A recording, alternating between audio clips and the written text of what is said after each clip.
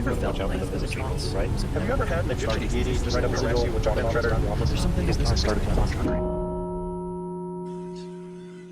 Welcome to The Psychic Guys. Today we're joined by Paula Roberts, aka the English Psychic. With an illustrious career working as a psychic very much in the public eye, Paula is featured in the award-winning documentary The Kybalion, as well as cult classic TV show Unsolved Mysteries. But there's something about Paula that even those familiar with her work might not know. She was a great friend of Ingo Swann, the visionary artist and psychic who developed controlled remote viewing for the US government's psychic spying program. Welcome, Paula. Thank you so much for joining us. My pleasure. Lovely to see you all. Thank you for asking me. So I think we've all got a little list of things we've been curious to ask you about. Daz or Josh, would you like to go first? I've got a whole little list that I've been writing this week. So I think we all have this same question, to be honest, Paula. I'm curious how what the circumstances led to you being on Fox News and giving your tarot reading. Yeah. People have asked me that. Now, if you happen to look at my archive in the University of West Georgia, hint, hint, you'll see I've done an enormous amount of television. I had my own little television live local for 16 years here. So I'm on everybody's roster, even if they don't know. It's a new person. It's like, if you want a psychic who's done work, it's me, because I hadn't done a TV thing for a while. So they called me up, because we did it on a Tuesday, it was the 2nd of January. I think they called me on a Friday and said, we'd like you on. I said, and they originally asked me to do a reading on air for the host. I thought, well, that's not a good idea, but, I didn't say anything. And then they changed that to saying, would you do one card each? I said, and then he said, he being the booker, they're all about 19 years old. In any case, he said, what will you be wearing? And I said, well, I've got a nice velvet jacket, purple, and he said, have you got anything a little bit more, he didn't exactly say gypsy, but sort of card reader. I said, yes. And I said, I've got the most outrageous wig. Great, he said. So I went on down in the afternoon. Now, what they did, which wasn't obvious to anybody watching the show, because that particular show had not used me before, they pre-recorded. Because I kept saying, don't worry about me, I know what I'm doing. But, they didn't know that. And so a couple of things that tells you. First of all, we know Trump's, wash my mouth out with soap, Fox's party line. They did not, a couple of things, they didn't have to show it at all, or they could have edited. It went out exactly as was. So somebody really wanted that out. Whatever the party line is. And what a lot of people didn't realize wasn't perhaps obvious to some people, we were having a laugh and a joke. I'm a ham. We were joking it up. I mean, people say, they were so nervous. And we were having a laugh. But also, and I think it was obvious, when I arrived, I put this stack of cards in front of me and Jesse, don't touch anything. So I really did just smooth them out and pick one up. So there was no sleight of hand, no hocus pocus, nothing. It was exactly. And for the people who know me, had it been, I'm talking about that person we know who we're talking about, had I seen enormous success and victory, I would have said that. Thrown up afterwards, but I would have said that. What I said, and then people are saying, she had the death card. No, I didn't. She said he would lose the election. I didn't mention the election. But shortly afterwards, he just lost 83.5 million from that civil case. And he's up for losing 370 million. I think that's anybody's idea of losses. So that's how they came about me. So, since that reading, I wonder, I assume other people have asked for similar political readings. Have the cards stayed relatively consistent in that, or have you not really been doing it? No. Clients are only interested reasonably, the vast majority, in their own lives. Nobody. But also another thing, I can never look at anything that there is too much information about. I couldn't look now in any way psychically tell you anything about the election because I know too much. That's why when I work with clients, I say to them, don't tell me anything. Don't tell me anything. I need to operate in a pure manner. not knowing anything. And of course, with elections, I've got distinct desires as to what I want. But but people aren't asking that. No. They're asking about their own life, which is interesting when you come to think about it, because there I was in a fancy dress in 3.5 minutes talking about different, but people have realized that, I guess they looked at my website, whatever, that, I do personal readings. Yeah. So you don't only do tarot, is that correct? Well, interesting question, because people say to me, clients, well, I say, the thing is, if I use chicken entrails on the floor, disgusting, there's only one thing that matters. Am I accurate? That's it. I use tarot as a vehicle, but if you see my resume, I'm all sorts of other things. So I'm not really reading cards. I mean, I've video out about tarot a long time ago, but then I said, well, the thing is, if somebody's got a good memory, they can memorize the cards. Does that mean they can do a clairvoyant reading? No, of course it doesn't. So do I use the vehicle?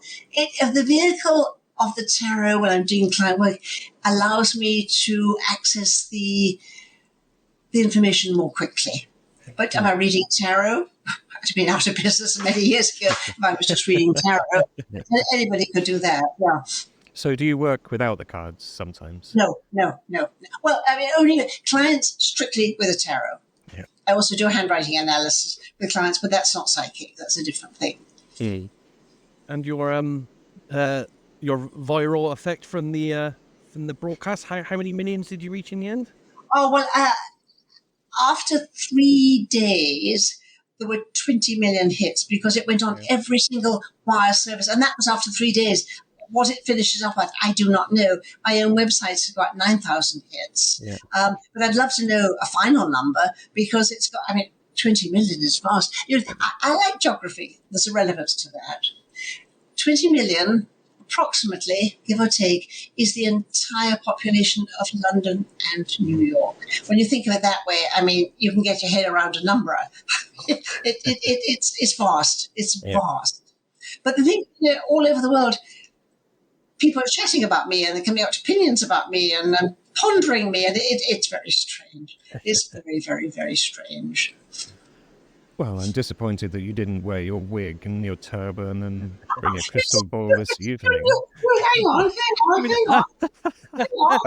Oh, To be fair, we didn't ask. We really ought to. We ought to start. I didn't know it next was time. an option. Can I have a wig as well? Yes. I think you ought to borrow Paula's now. Yeah. I should buy one, especially for the show for next week. I'm always up for a laugh. And you can Oh, go. super. Maybe wow. we'll make that a gimmick for the next episode. Everybody will dress up as somebody else. Someone could be me and be a black screen. Oh, I've got all sorts of, because I sometimes do, probably won't anymore, but I used events, I've got a variety of wonderful costumes. We should have said. Have you ever know. scried with your ball? I have one myself, but I must admit I haven't used mine for many years. You what? You got a gypsy outfit or a crystal ball? I wish. No, I have a crystal ball, but I haven't used mine for many years. Do you use yours at all still? No, when I was back in London, I was looking at various associations or disciplines or whatever, scrying. I tried. It just didn't do anything for me. Yeah. Oh, there was one thing that I tried. Experimented, probably off topic. Never mind. What is it? Halloween. Sit in a darkened room with a candle and a mirror. Oh, that is scary. That is scary.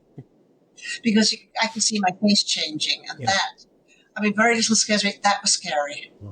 It's not necessarily a psychic phenomenon, that, is it? There's some explanation for your brain gets confused in the dark or something, but I know a few people who've tried that. Well, I think it was transfiguration. I've never tried it myself. It's scary. Well, that's maybe this is just a bit of a. Yes, you say that now. You say that now. Yeah. Well, I'll let you know how I get on. Does it have to be Halloween? No, anytime. But it has to be a completely dark room. You, the mirror, candle, you. And Paula, Go ahead. Des. sorry. I was going to say, these techniques, these scrying techniques, were you taught those at an earlier age? I was not taught anything. And that's a really, really important thing about me, which is why I don't teach, because I was never taught anything. Have I told you about the story about the Spiritualist Association of Great Britain? No, don't you? Let me tell you again. Okay, fine. I lived around the corner it was in Belgrave Square then. And I poddled myself around, and they had something called the Young Spiritualists, whatever, development class, whatever. So I went once or twice, and there was a young, supposedly hotshot medium with the class, and there were about, let's say there were 6 of us. I remember this very clearly. We were up in a little attic room, so small. And he asked us all to put a piece of jewellery into a tray or something. Now, bear in mind, I knew nothing about anything. Nothing. So we all picked up whatever. And I immediately he said, to think, whatever, meditate on it for a couple of minutes. And I immediately got pain down my arm, and I could see sort of me as an old man in front of a row house, terrace house with a green door, and any case. So he started off the other way around. He was sitting next to me. I was sitting right. He started the other way, and people got sort of tinkly music or starbursts or whatever. So he came to me, and I said, "Oh, I've got this," and he grabbed it out of my hand and said, "Oh, well, that's my grandfather, and he died of a heart attack." And he turned his back to me, and I thought then, there's something wrong with this picture. But I think maybe I absolutely got it. But then that was, I've done a lot of experimental work because I always say yes to an experiment. And that brings us to another thing. I read somewhere, I guess I was looking, it doesn't matter, online. Why do all psychics and spiritualists hate each other? I thought, well, I know why. Because they all do. Because, he thought but I hit it out of the ballpark. I was just telling you what I saw, and it was a very small room. He turned it back on me, which was very hard because. So that was the end of that. Yeah. But to go back to your question, I've never been taught to do anything. Okay, excellent. Which is why Ingo liked the few things that I did, because he knew that I didn't know anything. So whatever I get, like the ghost hunting, the Unsolved Mysteries, somebody said, "Well, I don't even know." She didn't say about a ghost hunt. I don't know, she called it an experiment, and off I went and found this soldier immediately. So to go back to, I've never been taught anything. Excellent, yeah. Whatever it is I can do, I can just do. But also, I suppose I'm a bit brave. If somebody says, like somebody did, it was a Halloween a few years ago, it doesn't matter when, could I come out to some old inn and do a live seance? Oh, yes, I said. I got a lot of the information before I even went there. And it was an old-fashioned sort of play. But the thing about that is people have seen television shows and they want names and telephone numbers and God knows what. Anyway, so that's a long answer to the question. Thanks for that. Excellent. So when you did this seance, you say you got a lot of the information before. Did you feel like you were communicating with the spirits of the departed, or was it just an information thing and a bit more dry? You said, do I think I was? Let me tell you. So I saw a few people. One person, he was sitting astride a great big shiny motorbike. Very proud. He was in black leathers. And I just sort of saw him. Okay. Then I saw a woman totally dressed in yellow. And then all I saw was a great big red bushy beard. Now, you've got to bear in mind something here. Living in New York, there are almost no redheads or blondes. Everybody's dark. But I just got this big bushy beard. Okay, so when I went there, I said to him before we started, everybody was sitting around, I got to tell you a few things I got in advance. I said, I've got this man standing on the motorbike. He was apparently a local sort of icon, legend, whatever, friend of them all, who had been killed on his motorbike not long before. Okay. The big bushy beard, the manager said, I know who that is. He used to be a wine merchant, and he used to deliver wine to that man when he was in the city. And when the man with the bushy beard, heard about this place that he was setting up, he put quoits into the garden, which apparently had broken just before, not long before I arrived, and he'd committed suicide not long before. Oh, yeah. The woman in yellow was the mother of the man who asked me to come along, and so on and so on. So, do I think I was speaking spirits? Oh, yeah, I was.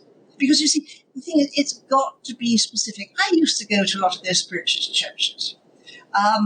Some of the things I heard were just, but you've got a rose from heaven and love. Oh, please, stop it. Just stop it. So, I mean, do I think I was talking to spirit? Sure, I was talking to spirit.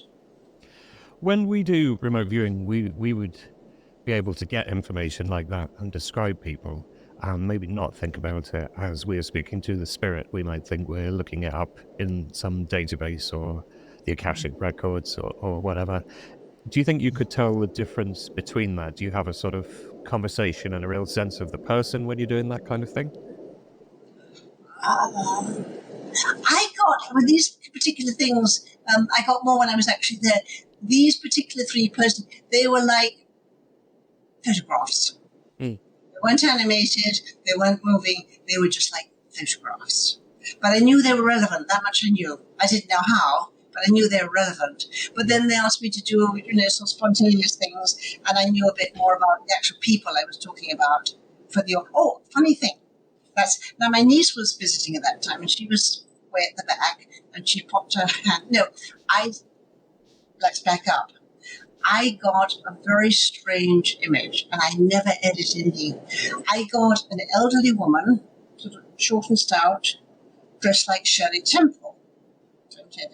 So I talked about this one, and my niece said, well, may I say something? And I said, sure.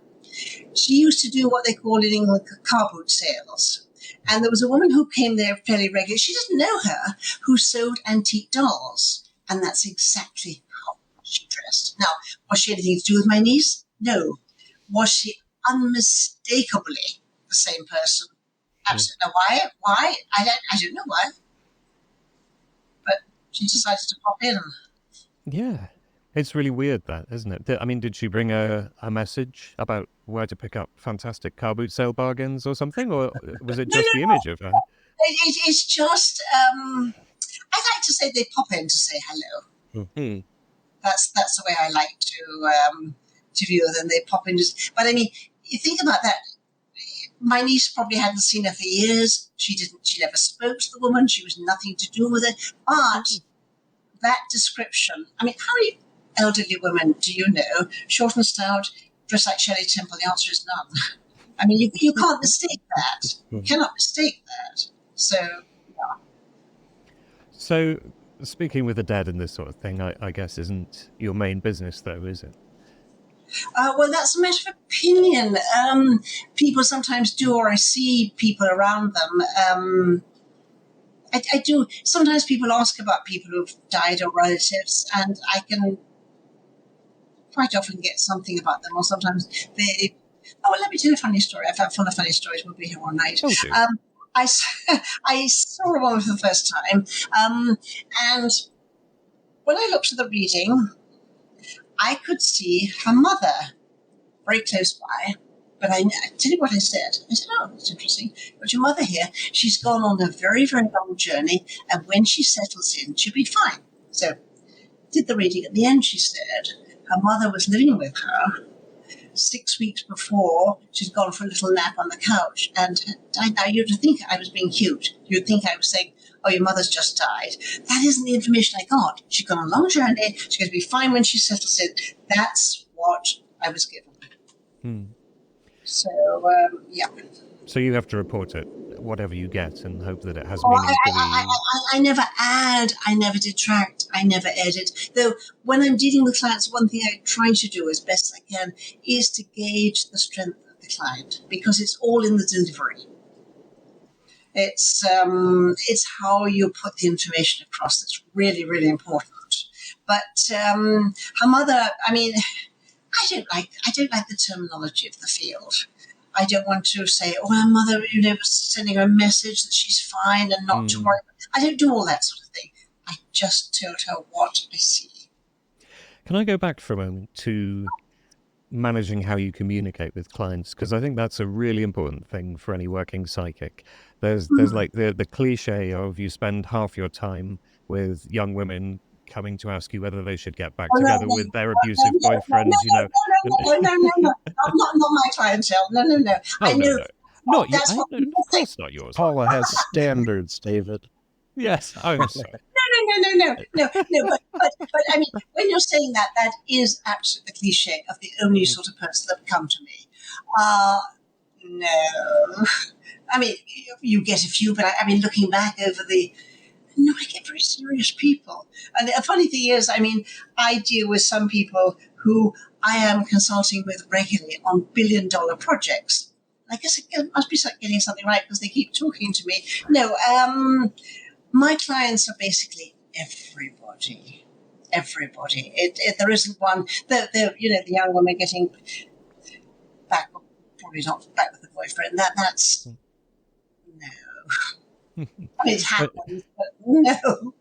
Could you give us a little crash course in communication with clients where, as you say, you got to judge the strength of the client, as you put it? Oh, okay.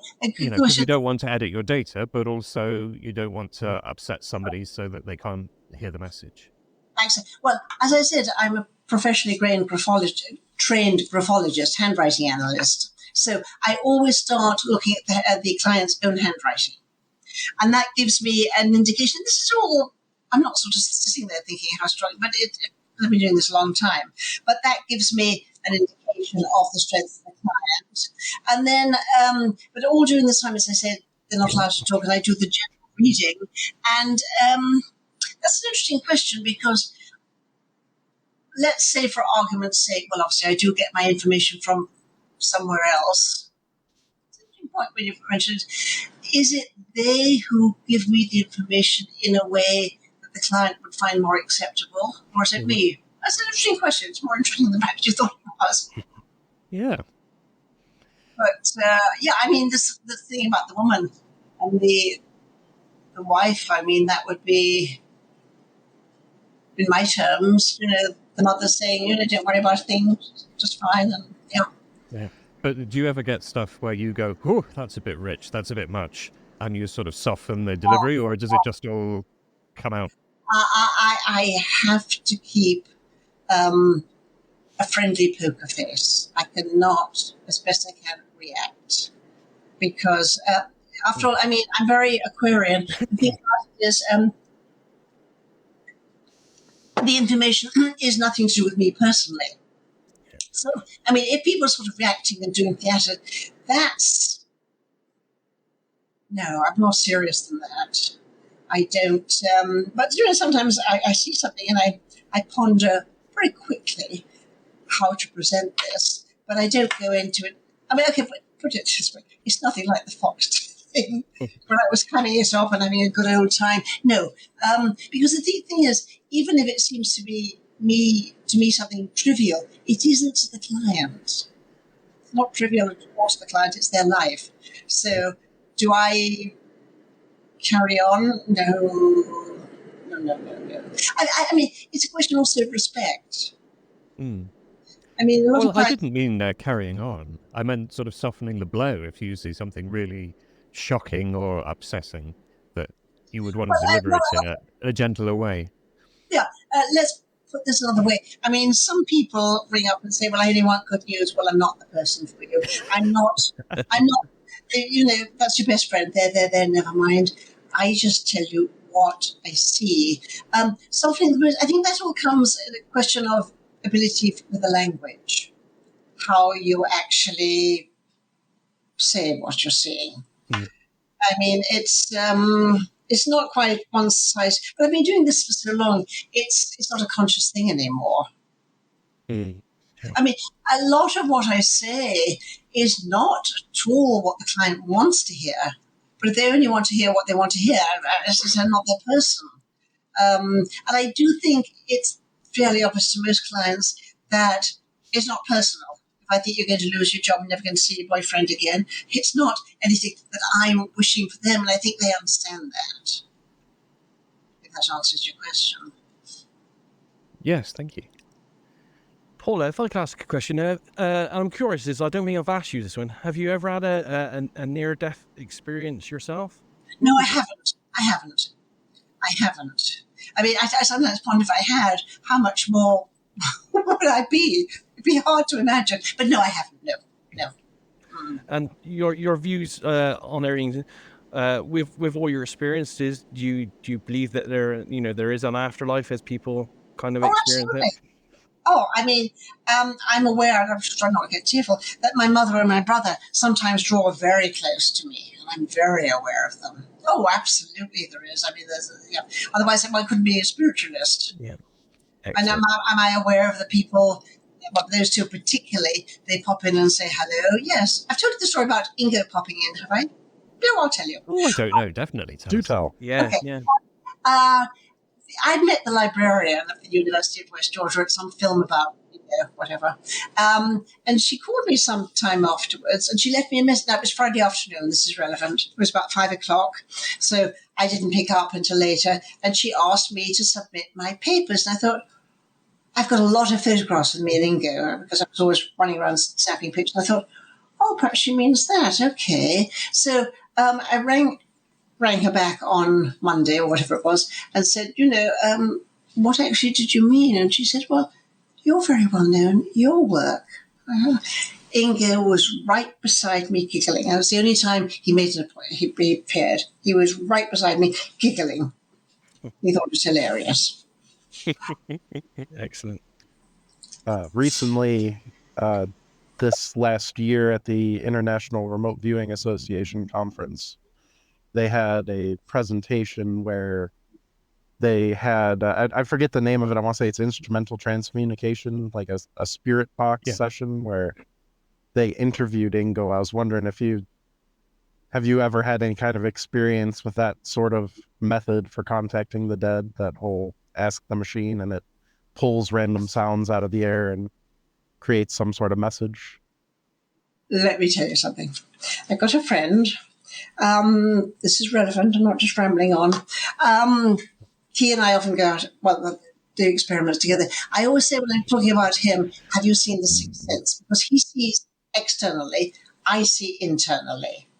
And we hold no truck with gadgets and whatever. And no, we're not a gadget sort of people. We can just do it. So now, am I saying it has no value? I've no idea. It's not something I have the slightest interest in, except the random, the demon, what is it? The random demon numbers thing that George Hansen did. That was interesting because I used to go out with Mick and Mayer, and George Hansen was with them. He had this machine. Are you aware of the random number generator? Are you familiar with that? Yeah. Okay, so I would be doing my thing, and he'd be in the corner, and it would just spew numbers. But when he was apparently in an area where something was happening, they were no longer random. And that's the only time I've had any dealings with a machine. And that wasn't me. That was me. But I see that. No, I don't see. I've seen small little clips of those television shows where everybody running around with their gadgets. Oh, please. So the answer is no.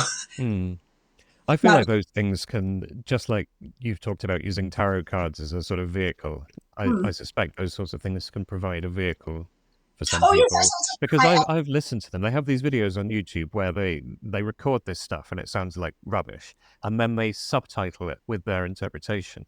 And you read it, and then you can sort of hear it and if you cover the subtitles up, suddenly it sounds like rubbish again. Yeah. Okay, well, I will just say I have not experienced that, so there we go. So, but the thing is, I mean, we've got my friend and I, Carl Petrie, we're going to do a ghost hunt townhouse. What we do is we go in, because we've got very strict rules for ourselves. We go in. Oh, do you know how paranormal investigation is done properly? Do you know how it's done properly? No. Oh, let me tell you. These are days gone by. I used to work with Dr. Michaeline Mayer. So what happens, the very first thing is, if you think you've got something going on, you contact her. This no longer exists, but bear with me. And then the first thing that she does is she gives you a psychological test. Because perhaps you're seeing pink elephant stuff. Okay, so if there is some reason to suppose there's some activity, then the next thing that happens is a blueprint is taken of the entire property. Every cupboard, everything, whatever. Then she'd call, days gone by, I wish. a proper big investigator, 6 sensitives and 6 skeptics.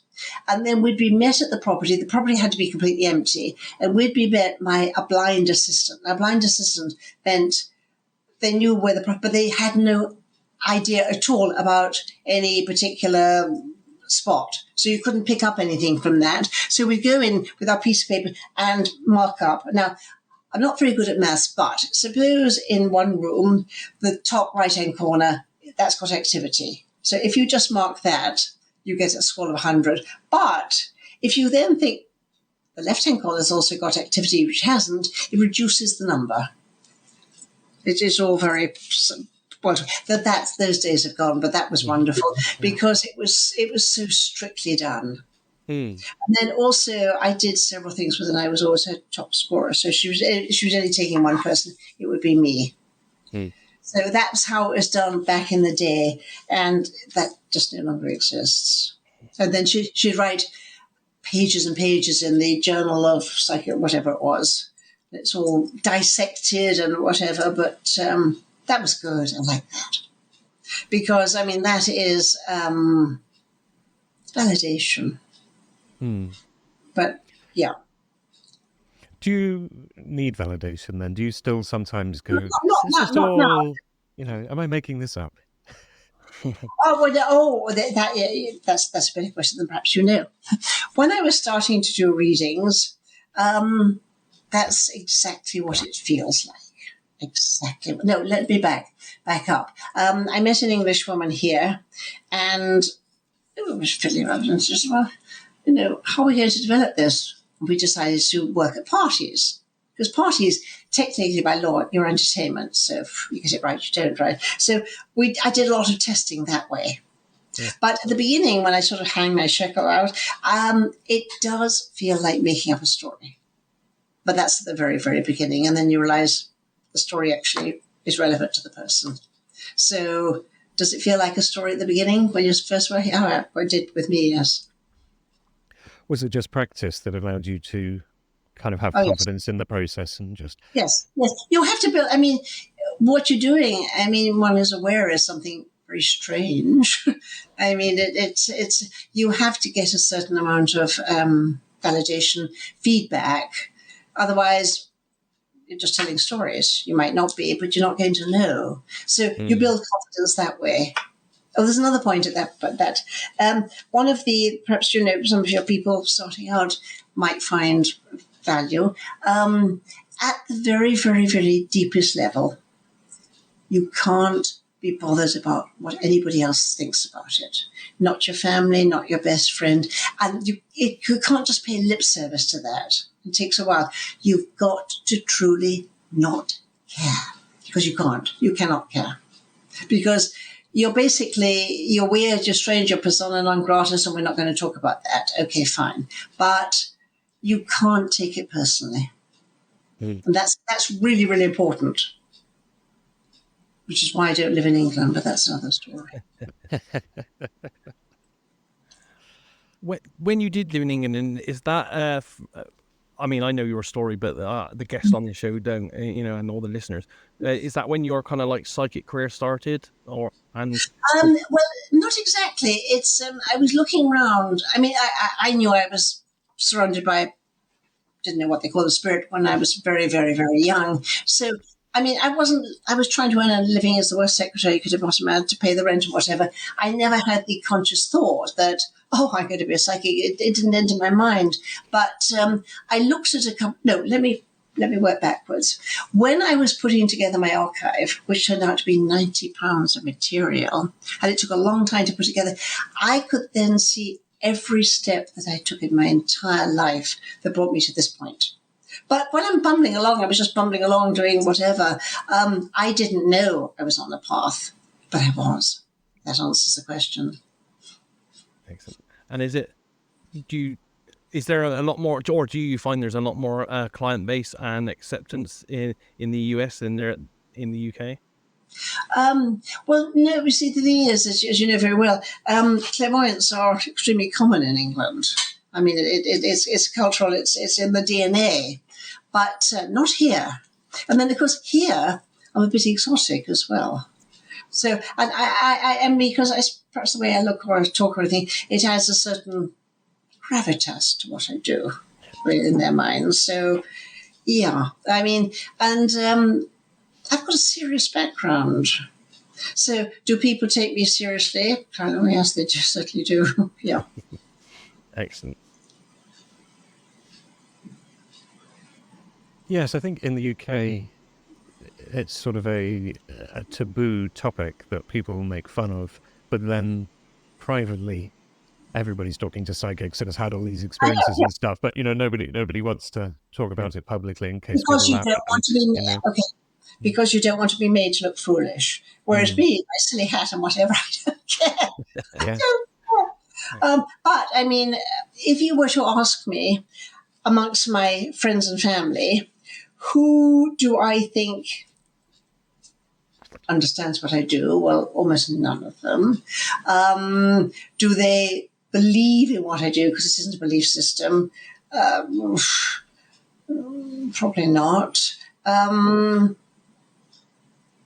But that can't be of interest to me. I can't. I know what I can do. My clients know what I can do. Otherwise, I mean, I've been doing this for a very, very, very long time. And by the law of averages, when you start out, you can always do a certain amount of one-off business. But if you're not getting right, they're not coming back and they're not sending their friends. So you're out of business very, very quickly. So you know that you're getting above average correctly. Yeah. And then also, I mean, the people I deal with are, most of them are fairly serious people. Yeah. I mean, they're not 18-year-olds about their boyfriends. There's always a few of them. I'm thinking, especially with this flurry of new business, they're a serious bunch from all over the world. They talk about their careers or which countries they might go live. I'm rambling on. What would you say you're like if you were to paint a picture of your average client? What is the typical? Oh, there isn't. I always say to everybody, I deal with everybody, every nationality, every belief system, everybody. Sometimes I say, you can't imagine the breadth of people that I deal with that you would never know goes to somebody like me. You'd never know some of them. So it's everybody. It's absolutely everybody. Because I've got very strict rules for myself. I never talk about who my clients are. And old school, I got Rolodex cards going back 40 years. Who said that? Nobody ever sees. The only time I would ever mention somebody is if they've already died. But basically I don't. So people know total discretion. And so people tell me things that they don't tell anybody else. I forget about them 5 minutes later after they're gone. But it's what I call a safe space. So everybody, people can rely upon my discretion because I've got very strict rules for myself. I think as somebody working in this field, the assumption, and to a lesser extent the reality, is that you kind of know all that stuff if you want to anyway. So there's not really any point in trying to keep secrets when you're in that kind of relationship, is there? It's sort of, do you think if somebody came to you with ulterior motives or who was up to something dodgy, do you think you would feel that, if they were using your information to do harm in the world, do you think you'd kind of catch that? I don't think I've really come across that. I mean, a long time ago, there were a couple of people that they never knew that I was really nervous having them around because they came in with guns. I'm not waving guns, but I made it sure. And but my mother was a social worker, so she, in a formal way, told me how to deal with people that you might think, oh my God, but they're never going to know. You deal with them as if you think everything's fine, and then I put a little star on their card and they didn't get to see me again. But there were a couple, just a few, alarming people, 3 to be precise, but it's a long time ago. I mean, I said, they're more frightened of me Clients come in much more nervous of me than I am of them. Well, quite, because you know their secrets. I've heard, and I won't say where I heard this from, but somebody working in this field who had a murderer. I was asked thinking of them that for their story. services. Yeah. And they reported, this terrible event that had taken place, and oh my God, it was you. And that the person was actually using them for kind of closure because they couldn't tell anybody that they'd committed this crime. Oh, okay. And they couldn't put it in writing or on the phone, so they got the psychic to tell them, so it wasn't admissible. And they were on the phone with this person under an alias or something. I mean, what a weird situation to be in. I did have a client who was murdered, and I knew by whom, but nobody had actually committed a murder. But it is a totally safe space. Yeah. I mean, the only things I haven't come across were murder and any form of child molestation. I mean, I had victims of, but nobody I knew that the perpetrator. Yeah. So, but I did have an interesting case where somebody was murdered, and I knew what was going. Well, I saw it in a different way, and I went to the police knowing that they were going to think, and I told them exactly who it was and how they could. But well, were they ever brought to justice? No. I'll tell you the story. It's a long time ago. An interesting woman. She was from Eastern European, doesn't matter where. And she and her husband had come here and they'd done very, very, very well. They had a son who was severely disabled, which broke up the marriage, and she was taking care of the child. And I saw her only twice, and the second time, it was just coming up to Thanksgiving. Yeah. And she talks about, she had a court case, literally, suppose this Thursday, on the Monday, to try to get more child support or whatever. And I said to her, I remember very, very clearly, not to worry about a thing, everything was going to be absolutely fine. Now, at that point, I lived in a small studio, and I had the television on. I was in the kitchen. I couldn't hear very well, but I heard something about a murder. Now, this is not uncommon in Europe, but I came out, something drew me out. She'd been gunned down 2 days before. And I knew who it was. I knew who it was. Maybe we didn't pull the trigger, but I knew it was a husband. So, but also, I always insist that clients have a tape. And I thought, So I went to the local precinct and I said, I know you're going to think, never mind. But if you listen to the tape, which he won't have known about, so he couldn't have taken away, you will hear exactly what I said and her fears of him. But he was never brought to justice. Oh. But again, I saw, and I wasn't being huge, I saw that everything would be fine, which of course, the spiritualist was fine for her. Yes, she was gone. Well, that was very sad, yeah. So you said everything will be fine rather than you'll win the court case. Oh, yes, no. I said the information I got, like the woman, not to worry about things, everything will be absolutely fine, or words to that effect. Which, well, yeah. I suppose she didn't need to worry about the court case, did she? Well, that's exactly it. But you see, that's the information that was given to me. Yeah. I didn't make it up. That's what whoever or whatever wanted to tell her. But it was a hit. It was just one shot, and yeah, it was a hit. So yeah, and he was scary. Taking a slightly different tact, like the rest of us, have you ever tried to use your natural talents to maybe affect or win things like the lottery or? Oh, no, come on, you know that doesn't work. But let me tell you something, which also you know. Yeah. If by some sort of happenstance you receive an unusual amount of money, you will get a bill unexpected for almost exactly that same sort of money. You know this. I did know one person. I'm not sure of her truthfulness, and she was at the time quite well known in my field. And she swore blind that she could influence the tables down at Atlantic City. I do not know. I don't know. She used to say so. But the old law is, if you're so good at this, why are you working? Because you could. You know that. We hear that one a lot, but I thought I'd have to ask. No harm in asking. What is your theory about why we can't do it? Because we certainly know that you can't. We've all tried. There you go.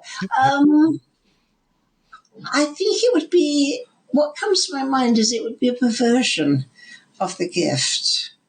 It's supposed to be to help other people as I see it.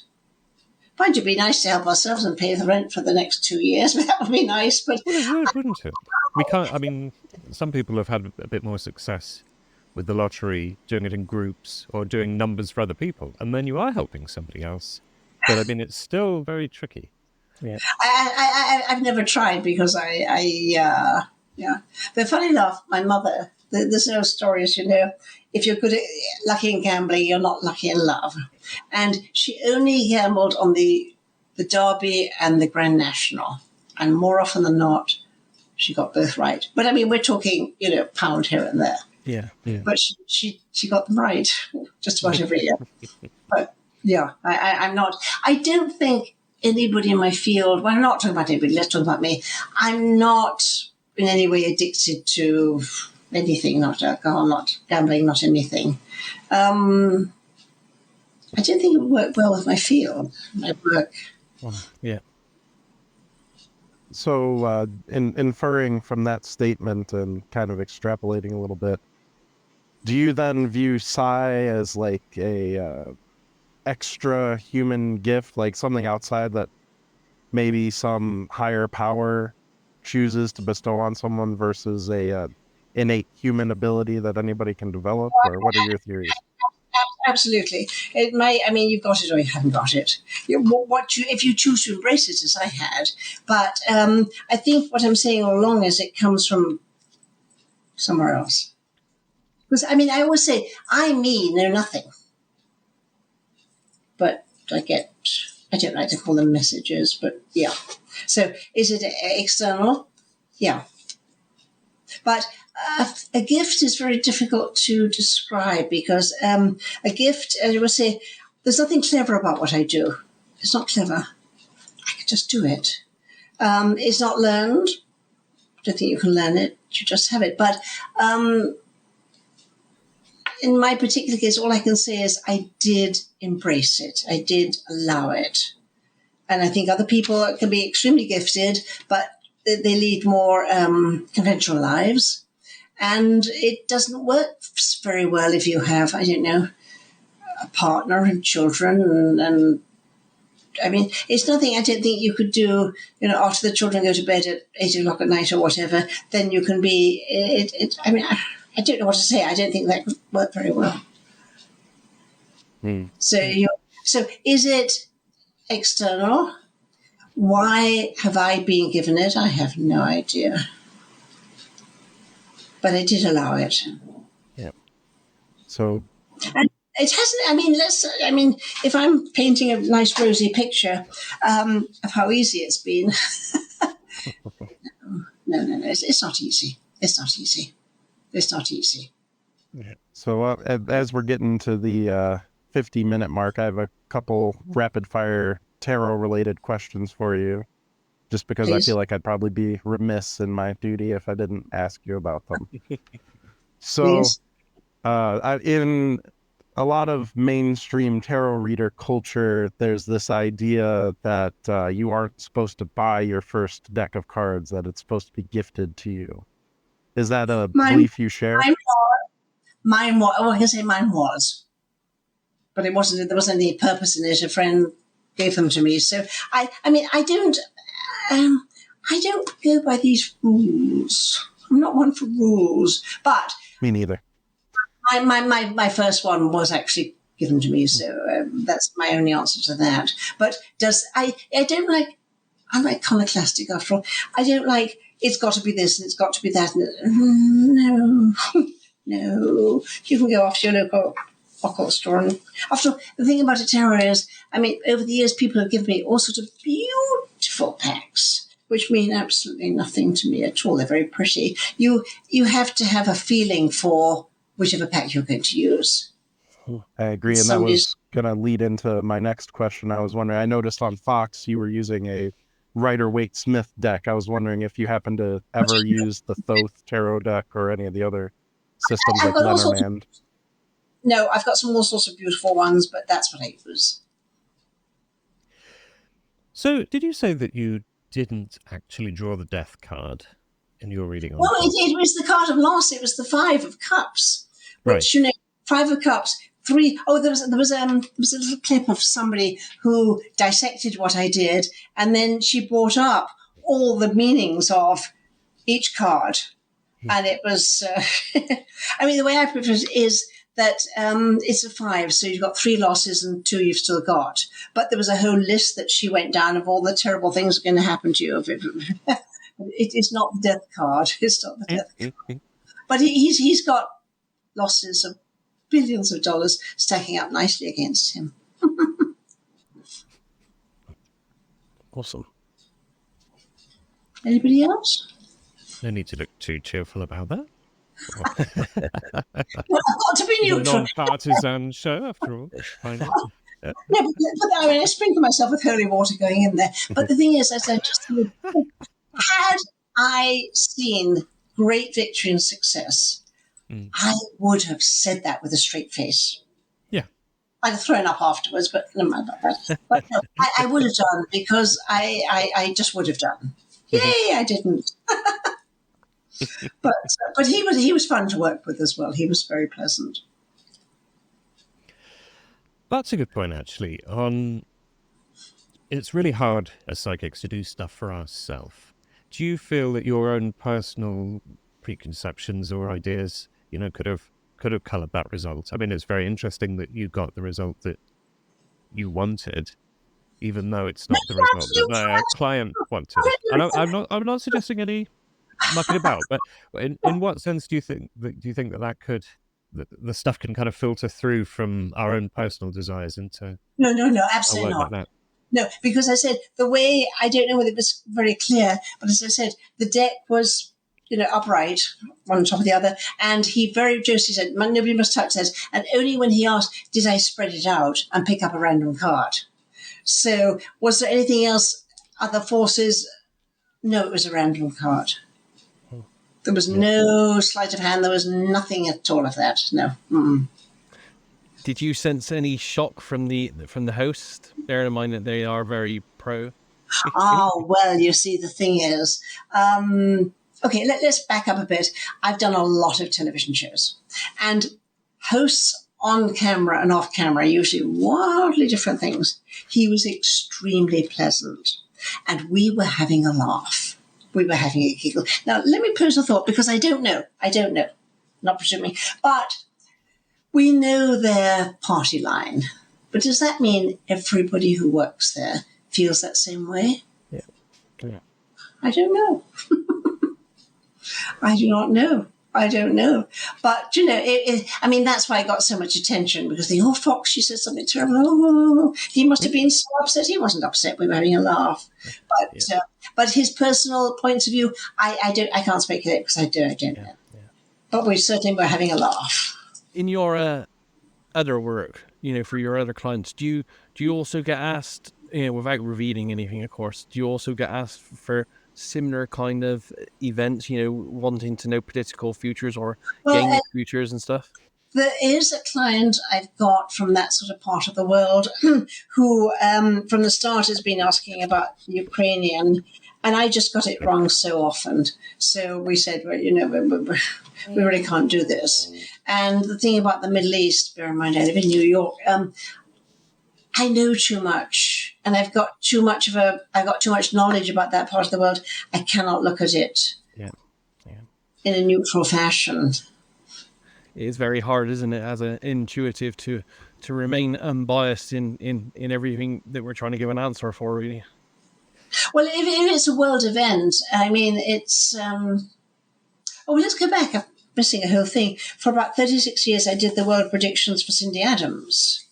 And I got some strange international stuff. Oh, can I tell you my favorite? Yes, I'm going to tell you my favorite. Yeah, go for it. It was some years ago, and I saw that the president or prime minister or whatever it was Ethiopia, was going to stand down in, I forget, it was February or March. Okay.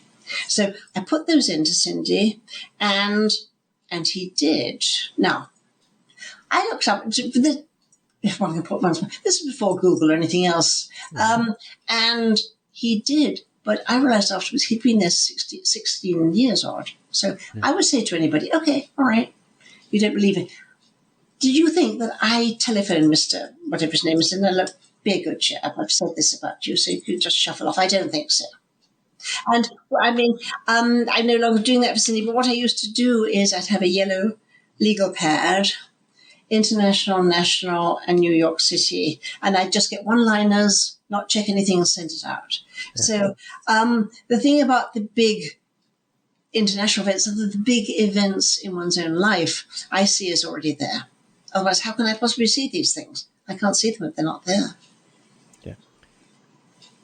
But sometimes, like with the war stuff you're doing for your client, you're wrong. So we can see stuff and think it's there, and then it isn't. So, would you say it's definitely there, or do you think it's more like a probability, more likely than not kind of thing? Well, I can always do the fudging thing, which I don't, saying time's elusive. Well, it is, isn't it? It's yeah, it is. But and I said I don't know. So I've said to this particular client, there's no point in I keep doing this. I mean, I keep saying the same thing. It hasn't happened, so we'll just leave that alone. Yeah. But most people, I mean, just about all people, want to know about their own situations. Yeah. That's what they come for. Did you? Sorry, Josh. I was going to say, did you have any premonitions of the, the events that's pretty much changed all our future, the 911 events at all? No, and that's an interesting thing because afterwards, the world and his great aunt said, "Oh, I saw that, and I knew that." And no, see, to me, again, my own strict rules. If I couldn't produce a television show or newspaper predating event, I don't say anything about it because the whole world perhaps the whole world did see something. I'm not interested in, from a suppose, unless somebody can actually prove it. Yeah. So, did I know about, but I would find you should mention that. I was just talking to a client who just left and she was down there at that time. It was horrific. It was indescribable. It's a lot of people come, tourists, and say, "Oh, can we go and have a look and whatever?" I can't look at the Freedom Tower. Right. Yeah. It's not something that one wants to have a little chat about. Sure. Yeah. It was appalling. Yeah, it's definitely an interesting one because I have looked into it quite a lot, and I can't find any credible evidence from anyone that I know is a credible psychic that anyone picked anything up. Exactly. I think even Ingo suggested that he did before. I don't know. Yeah. I am not aware of anybody. I mean, the whole world came up with, "Oh, I saw this and that and the other." Yes, well, where's the proof? I said, I've got these really strong rules for me. I don't care about anybody else's, but I've got rules for me. Yeah.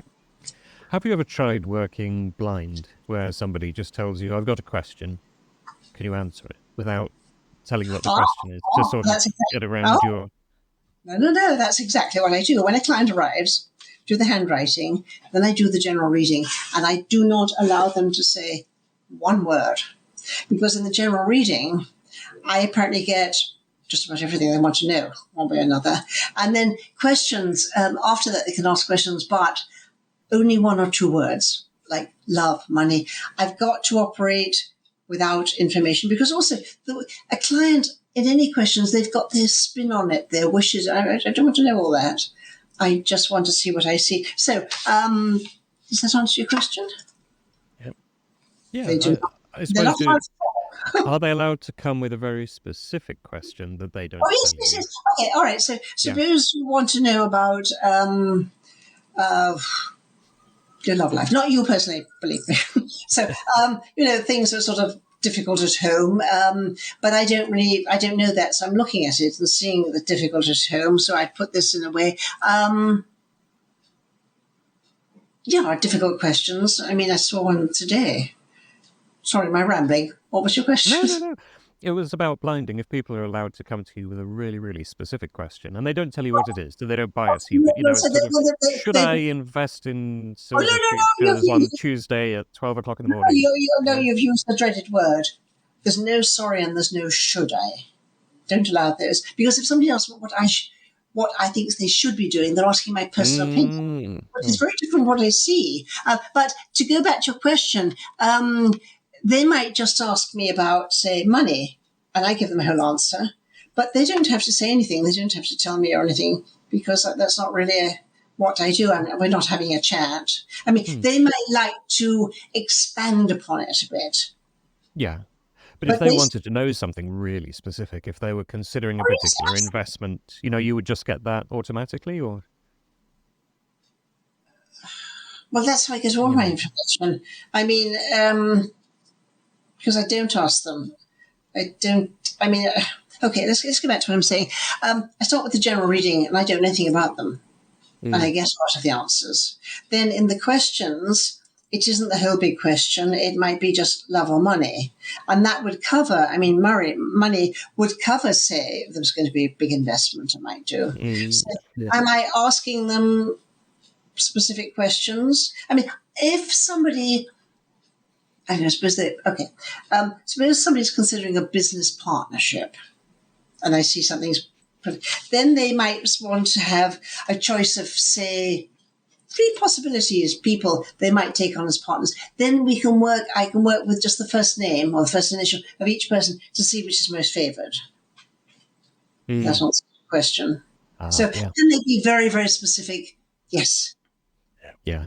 What I do is ask people to write a list and number them, and then just go 1, 2, 3, 4 and go through them, so they don't even get an initial. Oh, interesting. Okay. All right. Okay. Okay. Well, that's from practicing remote viewing. It makes you nerdy and interested in numbers. Whereas I can't add 2 and 2, so numbers aren't quite right. Crowley allegedly had a method where he would sort of zero in on their question. He would pick a card to represent the individual and shuffle it into like 12 decks, and then he would spread it out according to astrological assignments, like, oh, this is in the house of money, and he would kind of zero in until he got to the actual answer. It's so laborious. That's the opposite of me, where I just flow. I mean, that sounds like a total nightmare. Yeah. That's just the opposite of what I do. I'm not saying it isn't valid, because I don't talk about anybody else's work. No, and you can do really what, like you say, chicken entrails. You can do whatever you want, and it will work. It's just how much labour do you want to do to get there? Yeah. Absolutely. Because sometimes clients, they do ask, are you just going to use the tarot? Yeah, well, not exactly. If you really knew what I was getting my information from. You say, I can get the crystal ball out, but it will charge extra, isn't it? But I tell you what, there's another thing about tarot. If I see people face to face, it's non-threatening, because they're looking at pretty cards. And I make limited eye contact until I'm... So they're looking at cards, and it doesn't matter what I'm telling them, I'm reading pretty cards, and it's not threatening. Because if they knew what I was really doing, they'd run out screaming. What are you really doing? I'm speaking to the other worlds. But you see my point? I mean, tarot is pretty. It's non-threatening. I'm just reading a few cards. They're coming up with funny information. Well, but I mean, yes, if people knew what was really happening, it would be more than people could take on. Yeah. And you see, I look like a very regular person. I'm not, but I look like a regular, normal person, which again is non-threatening. Yeah. And if we could just ask a quick question about, your interactions with Ingo Swann, the creator of RV, the father of RV, we call him, and a great writer and gifted artist as well, creative, all-round creative, I would say. You obviously, because you worked several projects for Ingo, which we've probably seen the results for, the penetration moon stuff, and the particularly the pyramids one in Egypt. Oh, well, let me interrupt you. Let me interrupt you because I do things like this. I pulled out, and this is totally relevant to what you're about to talk about. This. Can you see this? Yep. Now, the thing about it is, I now realize that what I saw, and including the moon, had been seen by a lot of other people before. But he knew I knew nothing. And that's why my work was sent off to the CIA or whatever else it was, because he knew I was just totally blind. Does that answer your question? Sorry, I'm rambling on. Yeah, no, I was gonna ask. You hang around with. I've seen the photographs. A lot of because Ingo did. He hang around with a lot of really interesting people back in those days. Is there any particular person or weird event that sticks in your mind more than anything that happened in that circle of people? No, because we weren't doing weird. We were, even the moon, it was just as far as I was concerned, casually. He was sitting there one day and said, "Do you want to go to the moon?" And off I was off to the races. And even the thing about the pyramid, I had no knowledge of being exactly the same time as 4 or 5 other people. We weren't doing weird stuff. We were doing going out to dinner and watching him paint and his family and my family. And it was just normal stuff. Yeah. Because most people, Ingo wasn't walking around sort of doing weird stuff. Any more than I'm walking around doing weird stuff, but we're still weird. I don't quite know what to say. We had in many ways, would the other two like to know how I started my thing with Ingo? Because this is how the psychic guys here have a whole new audience of people than what we've discussed. Oh, yes, okay. They don't know that. Okay, so let's go back to Michael and Mayer, this parapsychologist. And she rang me up one day and said, want to meet you downtown. And we went to this funny, strange place. We met this strange man. I didn't know who he was. And they both liked a little bit of a drink. And I don't really drink, but in any case, champagne was going around. So I had a glass of champagne just to be social. Then I realized they wanted me to walk one of the rooms. Now, he lived in a very big converted factory. So there were 5 different floors, 1,000 square feet each one. And there was one that was completely empty. So I went up there to walk. And when I walk around, that's another thing. I don't fast. I don't burn sage. I don't chant. None of that stuff. So I walked around and I remember very clearly, the top left-hand window, the front of the window, there was music, very, very loud music. And I was also aware that somebody had died in the bathroom. Now, the music, one of his most troubled tenants had a jukebox there. So as I was saying, I earned my place at the table. But then after that, he liked sort of being around me. We sort of liked each other. But that's how and then I think the thing about Ingo, I'd love to ask him now, of course it's too late. He knew much more about what I was than I knew. He really knew who I was and what I was. I didn't, but he did. But I said, we just had Christmases together with our families and my family. It was, I was his girlfriend for several years. I would have loved to have attended the one of the dinner parties I've seen pictures of you at. They were. Oh, you've seen, of course, the book that Ellie put out. That book. Yeah, I did some illustration work for that book. That book's right. A lot of my photographs are in there. He put out these wonderful. All he had was a little ring, little two burner, and occasionally he'd borrowed an oven from someone, and he'd produce these wonderful meals.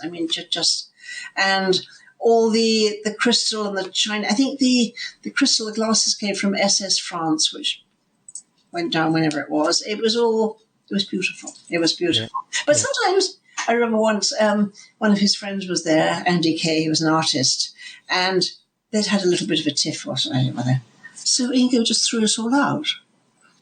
Threw us all out. he could be a little temperamental. Yeah.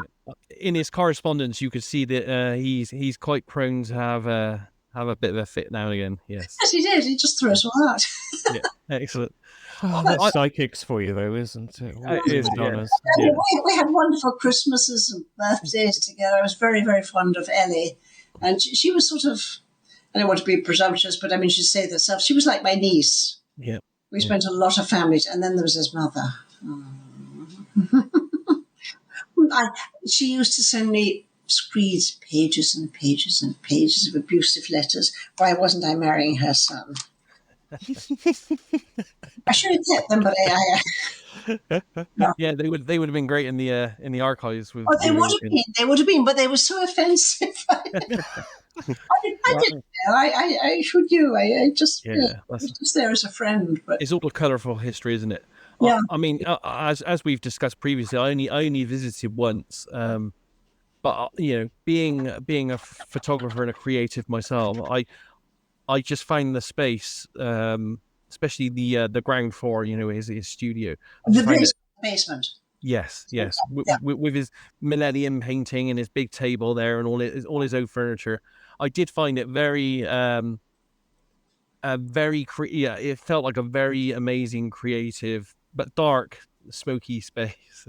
Well, that's where we spent most of our time, because I used to watch him painting, and we would just hang out, and we just, I suppose, many hours of just silence, really. Just he was painting, I was doing, and I was just sort of hanging out. It was very, I know the best word, comfortable.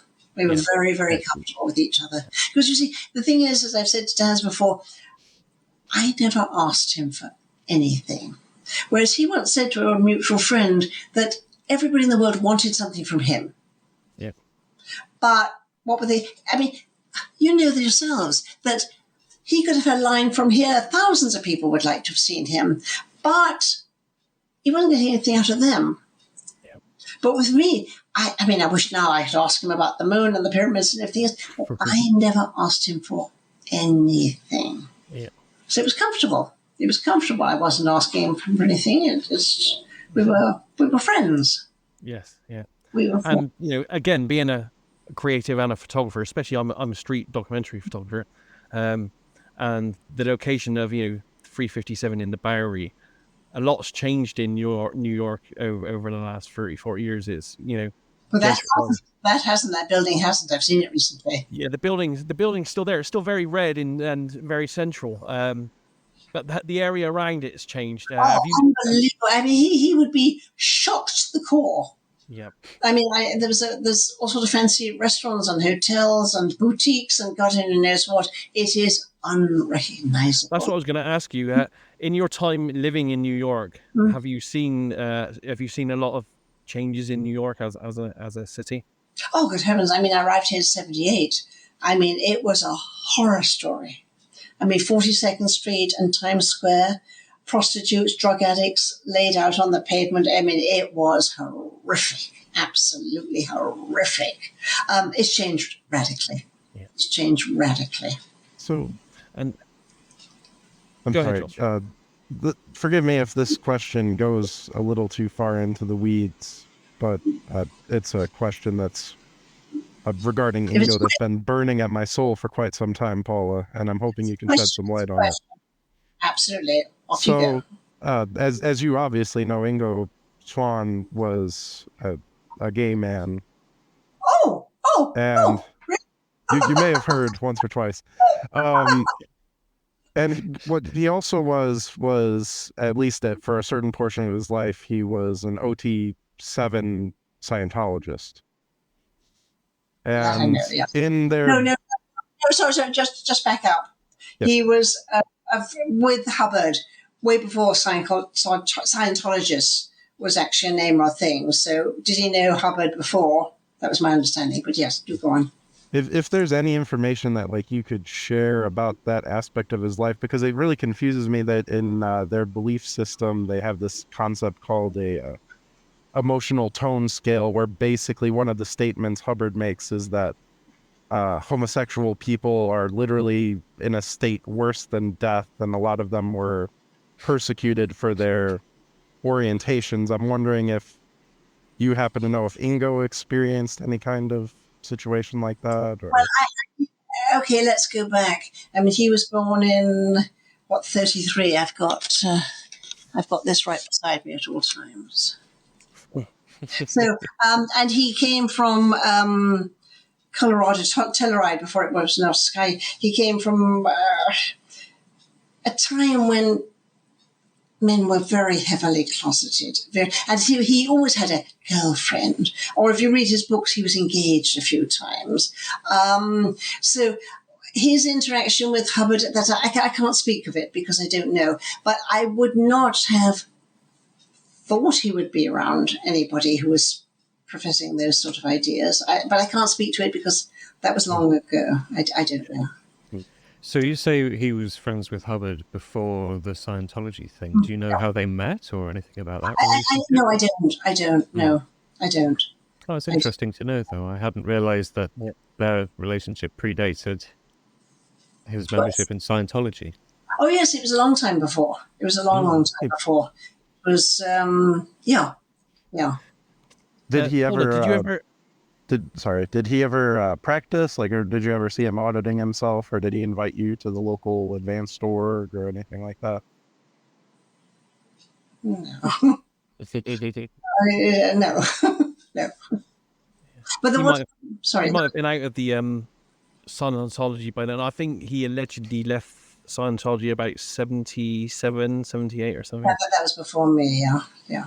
It was way before. But there was one thing about him being gay. Are you familiar with the painter, The Light Bearer? I have a very big copy of it framed on my wall right here in front of me. Okay, so I've got a story about that. He was painting, and he just once, because there was another version of it, and there's this sort of very, very like East Village, muscular sort of Latino man with leather straps all over him and buckles things. So he did actually once ask me, he made the mistake of asking me what I thought of it. And I thought, what am I going to say here? I said, well, not sure it really appeals to women so much. And so he had a hissy fit, but then he changed it all afterwards. Yeah. But my point is, he couldn't see that. He was unaware. He was not really. He was unaware of a lot of things like that. He just wasn't aware. Again, because I'm a creative. I'm and a photographer. I'm actually a huge fan of Ingo's erotic art. Let's put it that way. I think just a second. I've got a story about that. Yeah, I was going to ask you if you'd ever encountered any of Ingo's erotic art, or if he kept it separate. No. There was an exhibition downtown, obviously after he died, of some of his painting, and it was put on by the Museum of Lesbian or Gays or whatever it was called. Yeah. And the man sort of interesting went on and on and on about Ingo being gay, and I thought he would be so furious. And there was another part of the studio behind walls, sort of tucked away. And I went and saw things that even though, but Ingo would never have wanted anybody like me to see anything like that. Or that be public. No. He'd have been extremely upset. Interesting. Extremely upset. Because, you see, I was his girlfriend, so he wouldn't be sort of, Yeah. You never read any of his, because he wrote erotic fiction for a while, didn't he, as well? He never shared that. That was a long time ago, and he was really young. Yeah, just to pay the rent or whatever. But no, he was... No, I mean, I think I've heard from a family member, he wasn't known really to have had any real relationships other than his girlfriends. But no, he wasn't known to have had any relationships, serious relationships, if that answers your question. Curiously as well, because the area that, you went when you went to see Ingo, that whole area was a very creative area back in the East Village still is. Just across when it gets. Did you see any of the people that were very close by? Because I think Basquiat was close by, Warhol was close by. Many people like that. I'm told frequented with Ingo and his friends. I just wondered if you mixed with any of those. No, I didn't meet anybody like that. No, I saw Warhol here and there, but he was strange. But no. A lot of the people that I met, they're either friends or they were like Colin Wilson writers, or Alex Image, and Keel Mothman. Cresco, he was a friend with Cresco. You also met a colleague who I met as well, Bob Durant. We spent a lot of time together, the three of us. A lot. Oh, Bob was adorable. We often went and had dinner together, and I'm very fond of Bob. And I went down to his house a couple of times. Yeah, he was the person I saw most of. Yeah, he was a good friend of Ingo's. I sorely miss having conversations with him. Yeah, he was a lovely, lovely, lovely man. Awesome. It sounds like you had some fantastic experiences, and as I said, as a photographer, if I could go back to the 70s New York and take pictures, I would give my left arm for that kind of thing, I think. It was absolutely awful. It was horrific. I mean, all sorts of things. I lived near 2nd Avenue. Well, you didn't go out on March the 17th because it's all, and the people would be walking around blind drunk. It was hideous. It's all sort of sanitized now. But the Halloween parade, I was there when it was. Does everybody know what the Halloween parade was? It is. No. Oh, it's the gay parade where they all go around their and whatever. But it used to be a sort of free-floating, ambling thing down in the village. It's now on 6th Avenue. They've got barricades. Never mind about that. So a friend of mine, an English friend of mine, Halloween is often very warm. There's a relevance to that. So we got dressed up. She had a sort of ball gown on, and I had a sort of ball gown on. Oh, what the others don't, you've met me. I'm 5'9". This is relevant. So I had on this ball gown with fluffy sleeves and heels. And we went down, we were wandering around. And I became aware that the boys, people were looking at me very, very sort of, they must have thought, he looked pretty darn good as a woman because I was so tall. It was a lot of fun, I knew a lot of, just such lovely, delightful, funny, incredibly amusing gay men. But of course, AIDS was there. Yeah. Shortly afterwards. I mean, the couple of us, we just spent all the time with our gay friends because they were just they were everything. It's almost a caricature of how fun. I mean, take my sort of moniker, the English psychic. When I was starting out, and one guy where I said, well, how about the English psychic? I said, well, that's corny. And he said, well, you're not the French pastry chef, are you? So it was English. I mean, they're just such wonderful people. Yeah. I mean, but they were a big part of my early life here. But it was, But I don't know if these guys got any more questions. I feel like I'm dominating this last bit of questions, but I have one question I've wondered is there anything, because we ask you a lot about your past work. Is there anything you really feel you want to do in the near future, psychic-wise? Do you have any aims like books, TV shows, or anything like that? Yeah, you've again asked a good question. I wrote a long, long time ago, if I deliberately went after something, never happened. Everything has to be offered to me. And it's not that I'm being passive, because I know that from years. So do I have any plans? I can't, like Fox. I mean, I did Fox once, 15 years ago. It has to come to me. That's the only way it works. So if that answers your question. Good answer, yeah. But I'm still sitting on my little cloud of being the most famous in the entire world ever. I'm having such fun with that. But the thing is, it's true. There's no such thing as bad publicity. It's all good. No, take everything you can get. Speaking of publicity, do you happen to have any social media or anything you'd like to advertise as well? I've got my website. People keep telling me I've got to do Instagram and TikTok and whatever else and whatever. And I'm trying, but I've been so busy with this other stuff. Well, just put something sort of. So I've put out. I don't know, little bit. I think, Paula, you would make a killing on TikTok. Yeah, the tarot TikTok is a very big space. You would do fantastic, especially with the Fox show. It's not that I'm not, but I can't even begin to tell you how busy I've been these last 6 weeks. I mean, not that I've seen 10 million clients, but I keep saying to people, I'm not overwhelmed. I was overwhelmed. It's quieting down a bit, but it has been not complaining, but it's been incredibly hard work. Incredible. Because to deal with a new client takes, and all clients take energy, of course it does, but dealing with a new client takes a lot more energy. And I'm dealing with every nationality you can imagine. So it's been very, for some time, more than once, 4 or 5 days, except to get milk, I haven't left the house. Wow. Yeah. I've been amazingly busy. So have I got a TikTok? And have I last weekend did a little video of the cheeses I was, whatever. But yes, and in fact, I've got pictures out. Oh, Instagram. I do Instagram.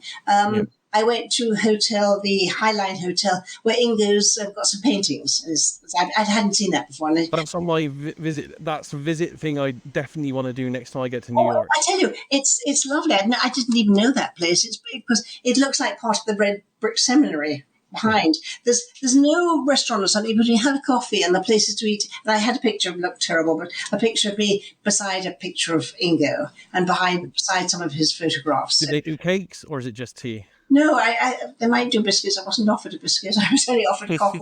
But they've got a very nice place in the front where you can sit on the back. And and you can sit on one of Ingo's couches. So thanks. Paula, if I'm planning to get to New York, if I can get to New York, let's go there for another day. Coffee, that would be lovely because it is very atmospheric. And then also down the town, you probably haven't been to Chelsea Market.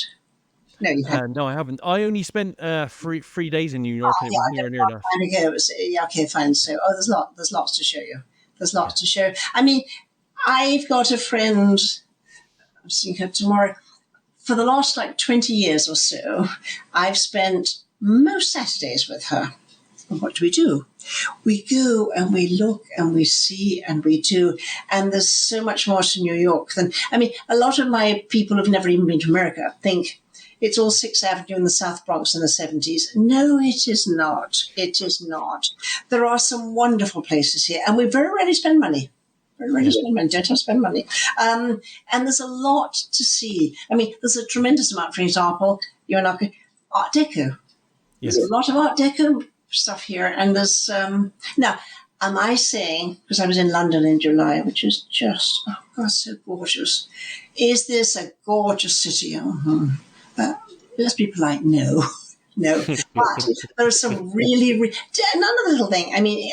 The end of August, for 10 days, so the beginning of September, the Met Opera House has, on their plaza outside, which is a big sort of open space, HD screens, and they put up their best operas.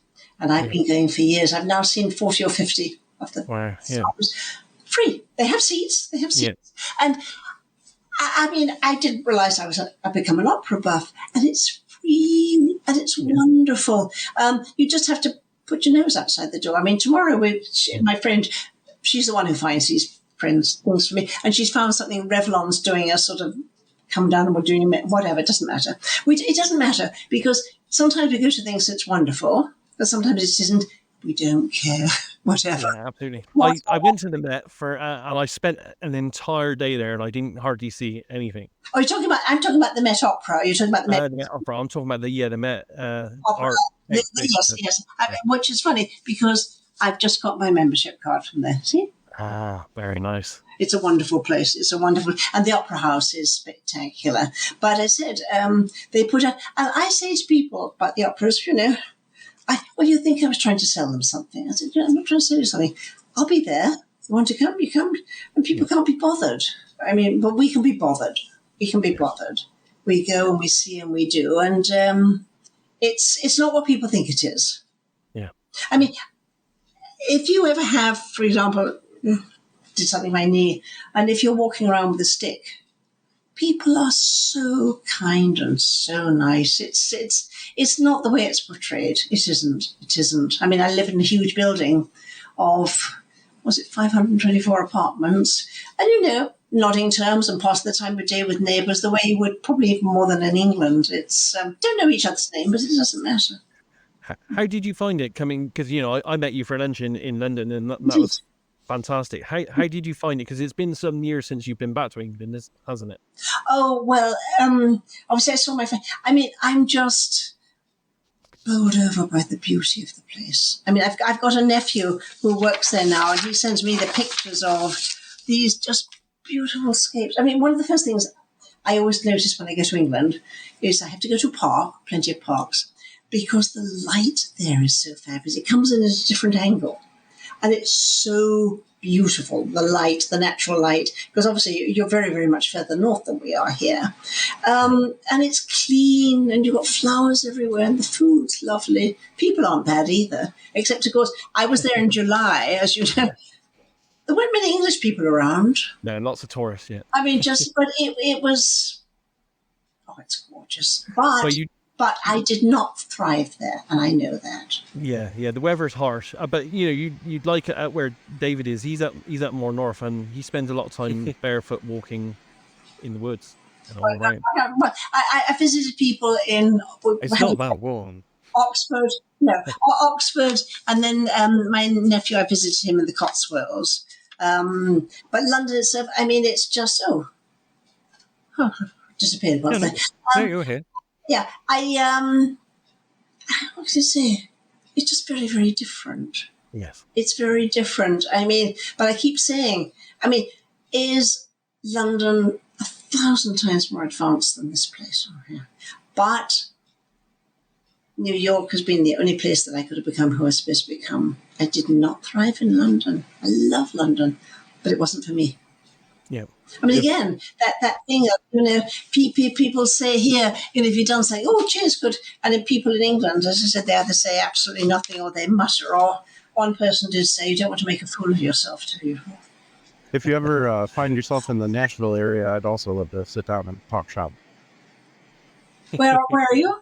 Nashville, Tennessee. Oh, Nashville. Okay, Nashville. Oh, music. Yep. Tra-la-la.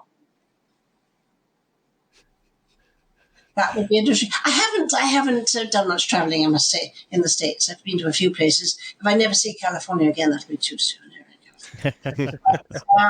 But the South interests me, in as much as I've not seen it, but it does interest me.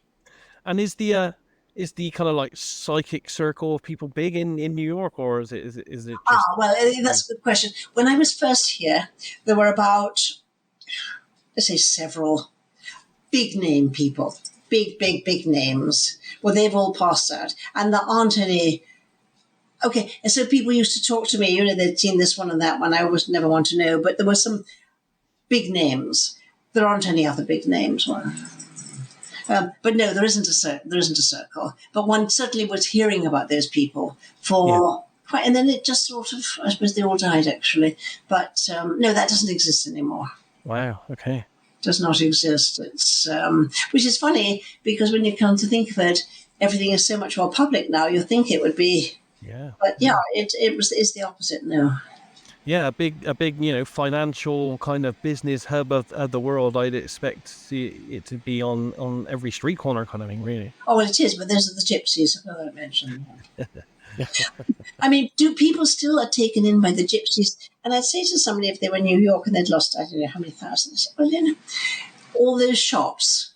I said, think about it. You live in New York. They're all in main streets or good areas. They can't be paying the rent on $5 reading. I mean, think of it. What can I say? People are still taken in by them. Yeah. What can I say? So, sorry to bring us back to something approximating the topic at hand, but... I do ramble on, sorry. No, it's entirely Daz's fault. You can blame him. So your psychic experiences, do you have spontaneous things happening? Because it sounds like, especially in the past, New York was a really vibrant, emotionally intense place to be. Did you find yourself having weird psychic experiences in that environment? Well, it depends what you mean by that. I mean, let me answer this. Do I sometimes, not often, have things flying around? Yes, it depends what you mean. I didn't mean flying things. Just any sort of... Did the environment impact on you in a psychic way, I suppose, rather than... Well, I've got another answer for you. That I'm protected. I've got a sort of pact, if you like, with them, especially in my apartment. I've sort of said to them, I actually had a conversation with them. I said, now look here. I will spread the word. You've got to look after me. And it works. It works. People who are sensitive to atmosphere, they come in here and they feel it's a little different, but by the time they get to the elevator, nothing of them, not a speck remains. So, but that's a pact I actually made, sort of, I had a little chat with them. So I'm protected. Because if I walked around wide open, I'd be a crazy person a long time before now. So, when you were younger, when you were hanging about with Ingo, did you have that sort of arrangement in place, or were you more open back then? I was living somewhere different. I think it evolved. But I think I've always been protected. Because, well, I mean, I couldn't have lasted that long if I wasn't protected. Yeah. There's one thing I did take from the Spiritual Association. They did say it's much more important to close down than to open up. I mean, I've known people, I'm sure you've known such people, they start talking about the life of the person in the supermarket line, and they may be completely right, but it's an invasion of privacy and they get burned out. So people think they walk around knowing all about them. I don't. Also, I don't care.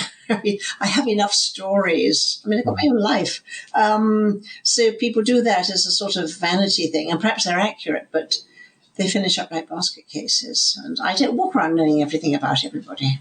I don't want to. Did you hear that story about when Ingo was doing the military stuff at SRI? The generals would come in and they didn't want to sit next to him in the cafeteria because they were scared he could read their mind. Oh, and you heard that and go, yeah.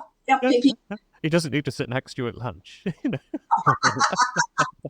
Yeah, I can't answer to what Ingo knew about the people around him. I mean, I don't know. It's not something we sort of talked about. But I very much doubt if he walks around knowing everything about everybody around him, because your brain can't take in that much. No. Yeah. So tell us about the flying around things then. Because I think Ingo saw one or two funny things like that. Okay, things fly around in here. No, let's back up. When something paranormal happens, always think is the logical reason for that to happen. Always discount the logical. And look then for the horse, not the zebra. Oh, exactly. So when you've discounted that, yeah. I mean, not often, but things have thrown around in here. Not often. I mean, I think of it as somebody just saying hello. Doesn't worry me. Just somebody saying hello. If that answers the question. Yes. Hello. Throwing. Hello. As long as you don't do too much damage, I suppose. And I mean, is that painting behind you an Ingo? No, it's very like an Ingo. It's by Basil Alkazi. He does wonderful work. He lives in Monaco now. He very kindly gave that to me when he left here. And I've got a lot of his smaller works, but it is Ingo-ish. But he's very well known in his own right. Basil Alkazi. It is glorious. Yes, it is. Yeah, people do mistake one of Ingo's work, but it's just. Yeah, I was looking at it going, it looks Ingo-ish, but I don't recognise it at all. And I was wondering if it was an Ingo we didn't know about with a great backstory, but no. Basil Alkazi. Well, super. I think that is it for questions. We've done everything, haven't we? Yeah, we have our website address as well, so we can put that in the show notes. And if you let us know your TikTok and your Instagram, we can put those down there as well. I haven't got them right in front of me, but my website. Yeah, just send them an email or something, or if they're on your website, we'll find them. But yeah, they're on the website. I've got to get more up to date with that sort of thing. I've got to also change all whatever. Yes, the website. I've got to put new things on that. But I've tried to be. Well, no, I have managed, because I was a secretary in the past. All the time in the last 6 weeks, I thought, what has to be done right now, and the rest. I got to change my website, but I have been very disciplined with that because I had to be. I had to be, because otherwise you just get all scrambled. So. Didn't you say that you were a terrible secretary? Oh, I was the worst. But. No, let me tell you. You've seen the Fox thing. I'm a ham. Now, when I was at school, a long time ago, we had one of those career advisors when you're about 15. And, what you want. And I said, well, I want to go to RADA because I was always Juliet. Oh, no, you don't want to do that. She said, overcrowded profession, you want to be a secretary. Okay, all right. So off I toddled Kingston Tech. Short end time, never really caught on. But I came to the States with an American boyfriend at the time, a long time ago, and I thought, this is my sort of place. Went back to London. Now, at that time, before your time, there was a place called Brook Street Secretarial Agency, and they were giving green cards to come here, professionally change secretary. They got me here. So, and then the careers advisor was right. In a perverted sort of way, absolutely. And so then I can be all my theatrical stuff. So that's the story there. And I there's more to that story. I mean, I was terrible. And also, I'm not set up to work for somebody, but, you have to pay the rent. And I knew somebody in the field, and he said to me, I got fired once again. He said, what you need to do is take unemployment, put an advert in the Village Voice then. And I said, well, taking unemployment is against my principle. He said, get over it. I did. And that was how I started out. And then he also had one of these local shows. I didn't know I could do it. You're sitting there live with the camera. Okay, we'll have one of those. So that's how I started. But being a secretary, and also, as I said, I've got Rolodex cards. So I've managed to bring in some of my basic training to managing all this because it's been a lot. Have a few things slip through the cracks, yes. But, so that's the answer to that.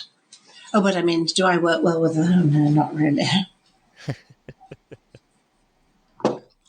Excellent. Well, maybe one day we can get you back to do a live tarot card presentation reading for us. Ooh, that on would the be podcast. fun. Oh, that would be great. Well, the thing about it, as I said, when Fox said they want to do a live one of Jessie online, I thought, well, that's not a good idea. Because people have Careful said, what you wish for. well, exactly, tell me anything, just tell me anything. And I think, okay, so your wife's got 3 boyfriends and who knows what. Well, you told me to tell you. It can be, yes, it can be. I'm very glad they changed that because that would not have been a good idea. It would not have been. But also, reading is, I had a client in here just a little while ago, and she's got a very precocious, that's in a good way, 14-year-old daughter. And she said, the daughter had asked her, and I said, no, not 14, no.